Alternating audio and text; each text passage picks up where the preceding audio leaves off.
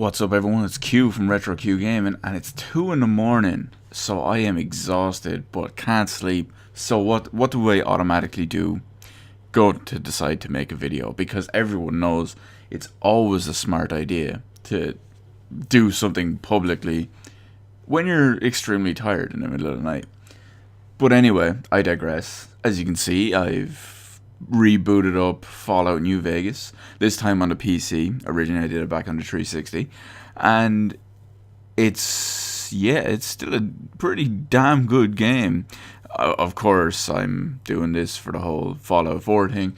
The problem with Fallout New Vegas, and especially because I was starting over, is that it was really hard to decide if I wanted, or where I would, cut and fade from the footage and jump back and forth between it, because I feel like obviously it wouldn't be very, very interesting to just watch me walk around and not do anything for however long the video takes.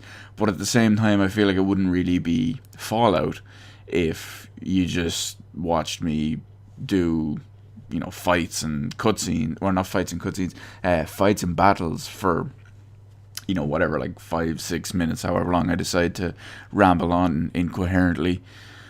So what I'm going to do is, as you can probably notice so far, I'm going to specifically pick points that have exploration, story, and a bit of combat.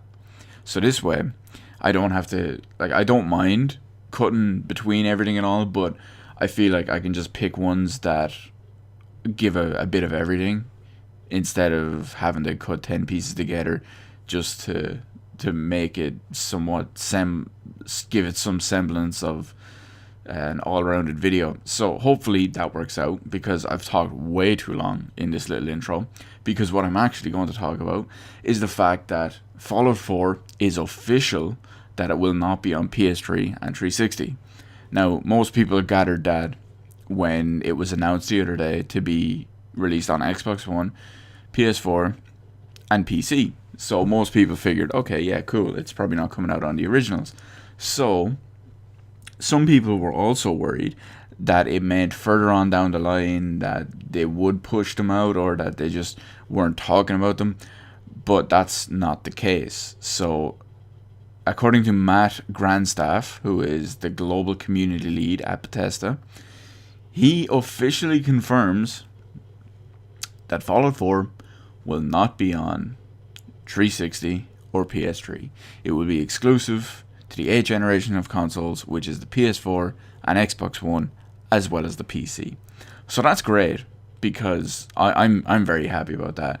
If you have a 7th generation console and wanted this game and have not upgraded to the 8th generation of consoles yet, unfortunately, it's going to have to happen. You might as well get on it sooner rather than later. That way you can get all these games. And it's good that these games will not be hindered or held back by their last gen counterparts. I mean, obviously you've got some talented studios. I mean, look at Blue Point Games when they ported back Titanfall onto the Xbox 360. They did a damn good job of it, despite having severely cut down resources to work with. But they still did a fairly decent job of it. I mean, it's certainly passable, serviceable, if you will.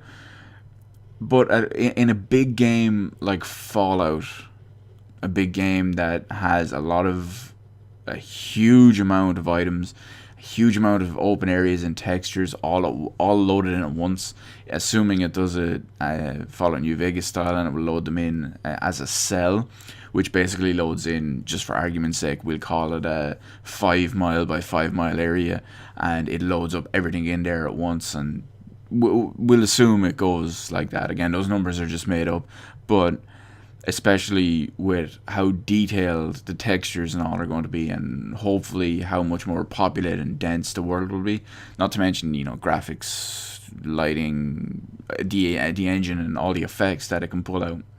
So it's going to take up a lot of memory.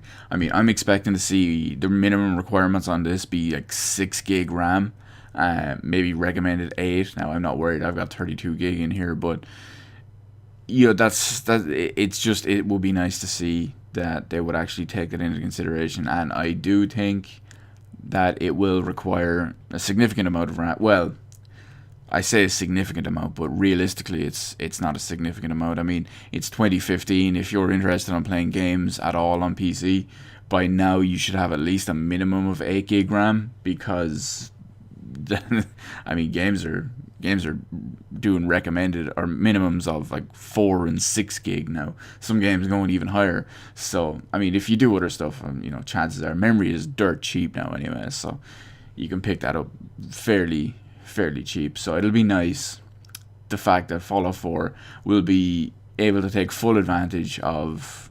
Well, it'll be able to take a considerable better advantage of the PS4 and Xbox One, as in comparison to if it was released on the 7th and 8th gen consoles, as well as PC.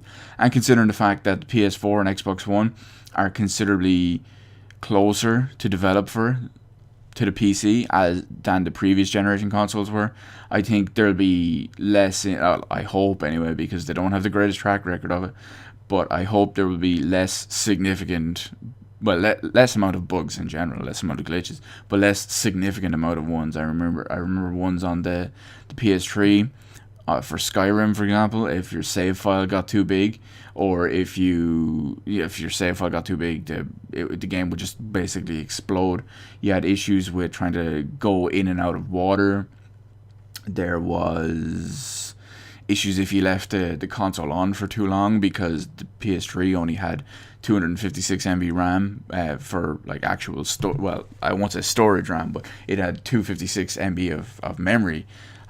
So that presented some big problems, but it's nice to see that in PC they have infinite amounts to work with. For Xbox One, they have, I believe it's 5 GB of video RAM, and like unified RAM to work with, and on the PS4 they have 4.5 gig, because the PS4 operating system takes up slightly more space than the Xbox One's triple operating systems do.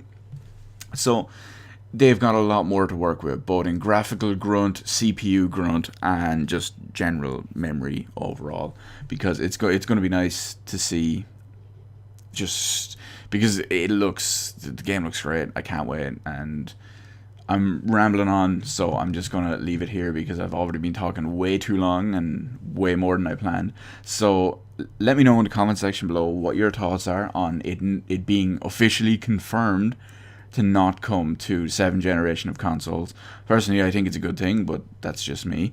I think everyone who will play the game will get a better experience and be happier with it, because it's a lower, or it's a much higher minimum point, if you will. So let me know all that in the comment section below. Hit the like button, hit the subscribe button. You can follow me on Twitter, because I have my new little series started up just over a week ago, and I got a lot of people enjoying that at the moment. Details of that will be in the description below. Thank you for watching, and I will see you on the rest of the videos in my channel.